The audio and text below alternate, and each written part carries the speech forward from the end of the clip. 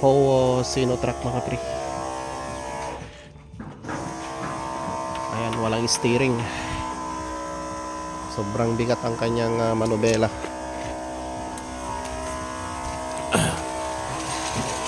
So tingnan natin kung ano magagawa natin dito mga pare. Wala namang leak. Oops.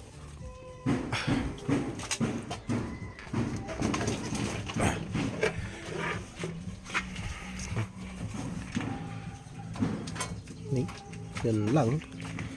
Pump yun. Na. Ito problema ata pump mo kan. Sungaro, tiyan mo may. Ibumbay niya. So naglilik yung kanyang pump.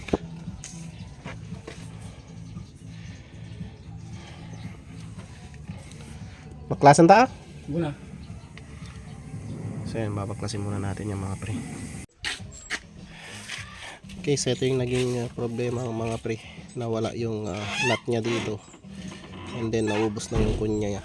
Ayan. Kaya hindi na umikot.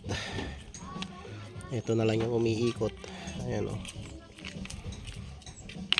Kaya matigas yung kanyang manubela. Possible yung motor mo lang. So ang gagawin natin dito, magpapalagay tayo ng konya mga pre. Papagawa tayo ng konya. Ito medyo na ano na siya. Na pudpud. So ang the best na gawin na lang natin dito is lagyan natin ng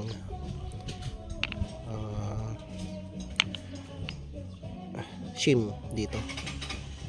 Tapos hanapan natin ng nut. So yan mga pre, yung kanyang sira. Okay, so yan nagawa na mga pre. So eto na yung ano natin. So gumawa din tayo ng nut. Ayan. So salpak na lang to mga pare ko. So ito yung yun lang yung naging sira na. Ayan, so goods na. Oh! Woo! Puta man!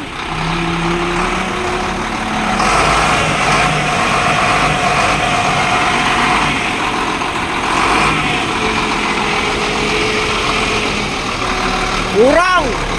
Kurang di oil na!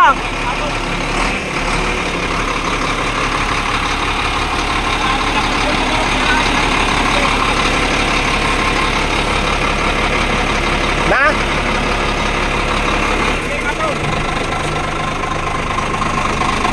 Okay na mga pre. Okay, so yan, goods na mga pre. So yan lang yung kanyang sakit.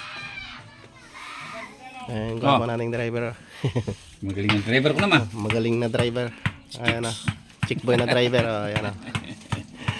Permila ti kuana, permiti dandanag na.